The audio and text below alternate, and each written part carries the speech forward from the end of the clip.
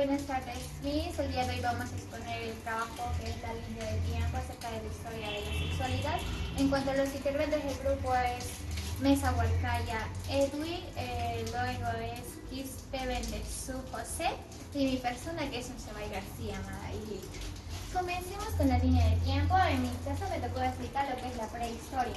¿De qué se trataba en esa época, no? Aquí se menciona que se puede decir que los habitantes en ese entonces, la relación entre el hombre y la mujer se basaba más en los intereses de, por decirlo, el cultivo, que la mujer se encargaba, digamos, a criar a los niños, estar ahí en la casa, por decirlo así, mientras que el hombre tenía que ir a cazar, ¿no? Y todo ello. Luego pasamos en lo que es a la vida sexual en la prehistoria. En ello pues se va a abarcar de cómo está organizado, o se puede decir, porque en ese entonces no había normas, por decirlo, que regulen el acontecimiento de tener relaciones entre hombres y mujeres, por decirlo así, ¿no? Durante esta época de la prehistoria existió lo que es la monogamia. En ello se puede ver lo que es tratar de asegurar el patrimonio familiar. Es como que esto se encargaba de engendrar un hijo, por decirlo así, para que tenga ese linaje, ¿no? De seguir. Luego pasamos a lo que es la antigua Grecia. Como se puede observar, pues, en la antigua Grecia ya se vio que el varón adulto tenía la formación ética e intelectual en cuanto a cómo desarrollar su homosexualidad, por decirlo así. En ellos se miraban los adultos, los muchachos, los niños. En ello también se miraba que las mujeres, las ciudadanas, eran de segunda categoría, por decirlo así, ya que el varón tenía mayor peso, ¿no? En ese entonces. En ello pues se tenía, bueno, esta categoría se originó en lo que es en Atenas. En ello pues también se vio algunos derechos legales, por decirlo así, en cuanto a lo político, ya que la mujer se le consideraba en Atenas como el dar a luz, el parto a hijos, ¿no? En ello pasamos a la época antigua.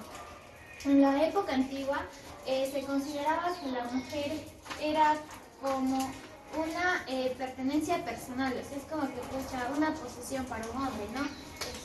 Eso quiere decir en ahí. En ello también vemos lo que es una religión que se llegó a realizar, que es el judaísmo.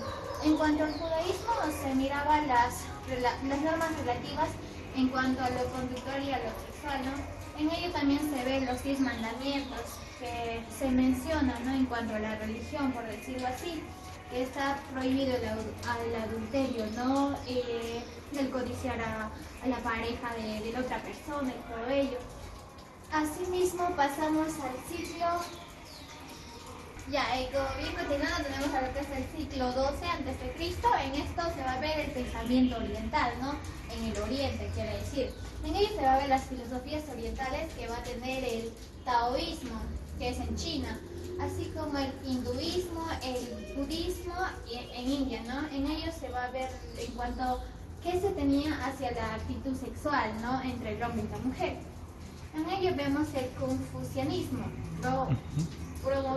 promovió la moralidad y la importancia de la familia, o sea, el tratar, el relacionarse con el hogar, ¿no? Todo ello. Mientras que el taoísmo abogaba en un enfoque más relativo, que era la armonía con la naturaleza, el cuidado, ¿no? Por decirlo así.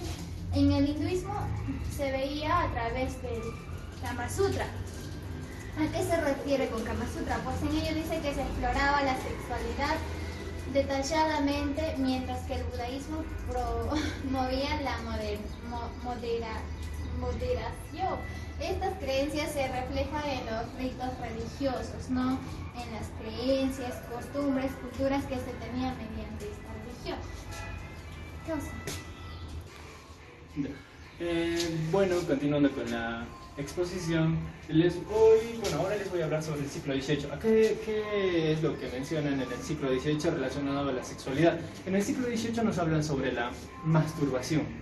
Nos dicen que las relaciones sexuales en esos tiempos pues eran como una necesidad, pero la masturbación nos dice que era una necesidad, pero aún así no se podía disfrutar. Es por eso que la masturbación se considera hoy en día, pues, en el siglo XV, en la Edad Media y renacentista, nos habla sobre la castidad. Nos dice que según la Iglesia, la castidad se veía como una salvación de todas las personas.